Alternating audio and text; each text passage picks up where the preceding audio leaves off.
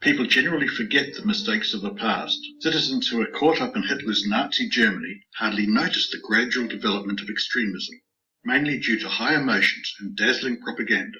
But history often repeats itself.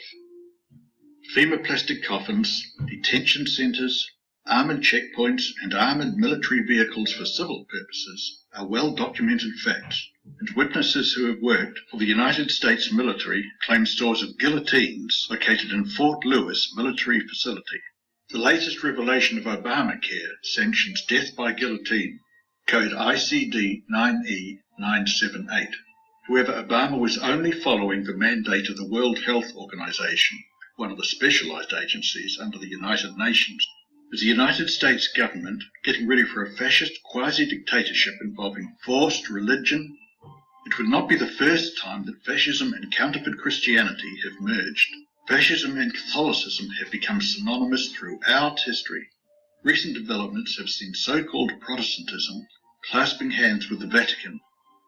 Protestantism once meant protesting against the Roman Catholic Church and her doctrine, labeling the Pope as the Antichrist as the Reformers proclaimed during the Reformation. An ex-Jesuit priest, Dr. Alberto Rivera, explains, in America, the Vatican's agents were at work to wipe out the Protestant movement through ecumenism, the secret sign to be given to the Jesuits worldwide. When this was accomplished by the Vatican was when a president of the United States took his oath of office facing an obelisk, four-sided pillar that resembled the Washington Monument and the one in St. Peter's Square in the Vatican.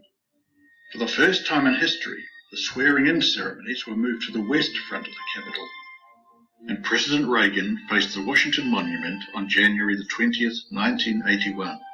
For those who are unfamiliar with the Jesuit order, it was the Catholic answer to counteract the Reformation sparked in 1517. Loyola Ignatius's formula for the formation of the Jesuits was approved by Pope Paul III in 1540. Napoleon Bonaparte had this to say about the Jesuit order. The Jesuits are a military organization, not a religious order. Their chief is the general of an army, not the mere father abbot of a monastery. And the aim of this organization is power, power in its most despotic exercise. Absolute power, universal power, power to control the world by the volition of a single man. Jesuitism is the most absolute of despotisms, and at the same time the greatest and most enormous of abuses. The general of the Jesuits insists on being master, sovereign over the sovereign. Wherever the Jesuits are admitted, they will be masters, cost what it may. Their society is by nature dictatorial, and therefore it is the irreconcilable enemy of all constituted authority. Every act, every crime, however atrocious, is a meritorious work if committed for the interest of the Society of the Jesuits or by the order of the general. The Vatican has historically used civil powers in past ages as she does today. Kings, dictators, presidents and prime ministers bow and scrape to the most powerful and richest organization on the planet, because it is politically expedient to do so. The Roman Catholic Church is secretly tightening her grip on geopolitics and the autonomy of nations who are secretly serving the Pope. Pope John Paul II and President Reagan worked together, bringing about the collapse of the Soviet Union, with the first blow being the breaking down of the Berlin Wall. After years of the Vatican being accused of being un-American, the United States and the Holy See announced the establishment of diplomatic relations on January the 10th, 1984. Under the Reagan administration, the Senate confirmed William A. Wilson as the first U.S. ambassador to the Holy See. The alliance between the United States and the Vatican benefited both political powers. The Cold War and Marxist atheism made the Vatican and the United States unlikely bed partners. As U.S. presidents are well aware of the authority the Vatican wields, with just over 1.1 billion Catholics spread throughout the world, Jesuit educational facilities also spread and indoctrinate both Catholic and non-Catholic students with Jesuit maxims around the world, shaping the minds of future leaders so the Vatican is truly a force to be reckoned with. Some idea of the real estate and other forms of wealth controlled by the Catholic Church may be gathered by the remark of the New York Catholic Conference, namely that his church probably ranks second only to the United States government in total annual purchase. Another statement, made by a nationally syndicated Catholic priest, is perhaps even more telling. The Catholic Church, he said, must be the biggest corporation in the United States. We have a branch office in every neighborhood. Our assets and real estate holdings must exceed those of Standard Oil, AT&T, and US Steel combined. And a roster of dues-paying members must be second only to the tax rolls of the United States government. Avro Manhattan. The Central Intelligence Agency was a creation of Roman Catholic Knights Malta member Alan Dulles. In recent years, CIA NSA directors have been Catholic Jesuit-educated men. Historically, the confessional was the biggest intelligence-gathering machine of the Vatican.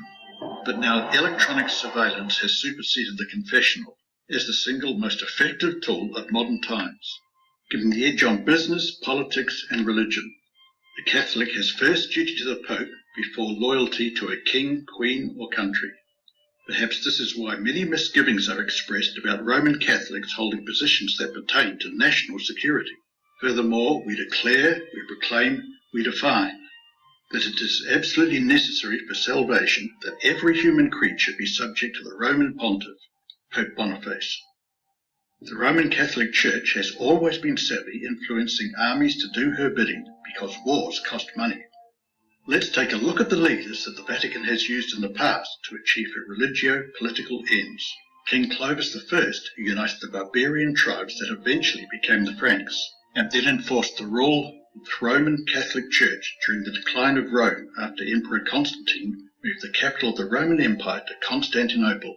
King Charlemagne enforced Catholicism and was then crowned emperor by Pope Leo III at Christmas in 800 AD.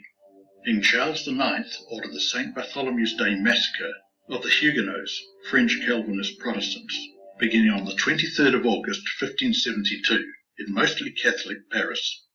King Philip II of Spain ordered the Spanish Armada to invade Protestant England in 1588. Dr. Alberto Rivera, an ex-Jesuit priest, also gives us information on the rise of Adolf Hitler. Another great Inquisition was about to begin. Instead of wearing Dominican robes, they were wearing Nazi uniforms. Hitler's brown shirts, called the Nazis, back to the Vatican, used the same tactics of Mussolini beating, bullying opposition into submission, including Roman Catholics. Dr. Alberto Rivera. Hitler's book Mein Kampf was ghost-written by Jesuit priest Father Steinfeld. When it became known that Pope Pius XI supported Hitler, the Roman Catholic vote swept Hitler into power in 1933. Jesuit Father Himmler, an uncle of Heinrich Himmler, was a favourite of Jesuit Father General Count Helk von Lidakowski. The SS organisation had been constituted by Himmler. According to the principles of the Jesuit order, the regulations and spiritual exercises prescribed by Ignatius Loyola were the model Himmler tried to copy exactly. Himmler's title as Supreme Chief of the SS was to be the equivalent of the Jesuit General, and the whole structure was a close imitation of the Catholic Church's hierarchical order. Walter Schellenberg. Munich University was founded with papal approval in 1472, and was previously the University of Ingolstadt. Eventually becoming a stronghold of the Jesuit order, the university also became the centre of the Counter-Reformation. Jesuit Petrus Canisius was the rector of the university. Both Adam Weishaupt, the founder of the Illuminati, and Pope Benedict XVI were educated here. Interesting enough is that Pope Benedict XVI was a member of Hitler Youth. Joseph Mengele was an SS Nazi doctor who also was educated at the Jesuit-controlled Munich University. Mengele identified himself as a Catholic and assigned himself to Nazi Germany's racial purity project, which reached its climax at Auschwitz. He was called Uncle Mengele by the children whom he handed lollies to. Sadly, they were experimented on a short time later. The inmates who suffered at the hands of Mengele often died from shock and infection. In 1933, communications between the Nazis and the Vatican were welcomed by the Vatican's Secretary of State, Eugenio Cardinal Pacelli, a former papal diplomat to Berlin. During an elaborate ceremony on July the 20th, 1933, a concordant between the Holy See and the German Reich was officially signed and sealed by Vice-Chancellor Franz von Papen and Cardinal Pacelli. Hitler had a dream of a one-world government.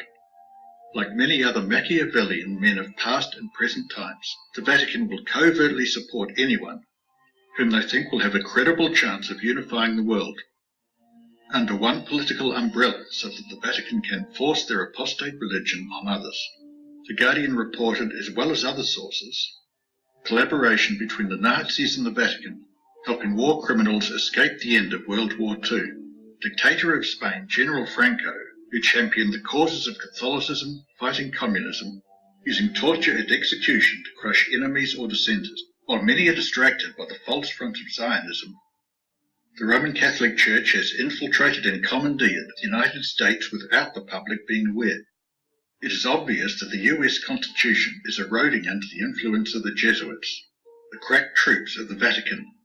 Breach of Amendment 6. NDAA Indefinite Detention Act without trial is an extension of the Patriot Act. Crafted by Jesuit Georgetown University educated Professor Viet Dinh. The assassination of foreign nationals, as well as US citizens abroad by predator drones, is also a breach of the Sixth Amendment.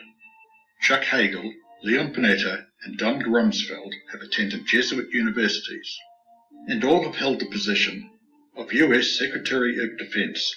The mighty and widely ramified Order of St. Ignatius was powerful enough to procure by its interest far greater advantages to individuals than could any other corporation, fraternity, or even secular power. Jesuit General Jean-Baptiste Janssens. Breach of Amendment 4, spying on US citizens without warrant. Former NSA Director General Michael Hayden and incumbent NSA General Keith B. Alexander are both Roman Catholics and tools of the Jesuits.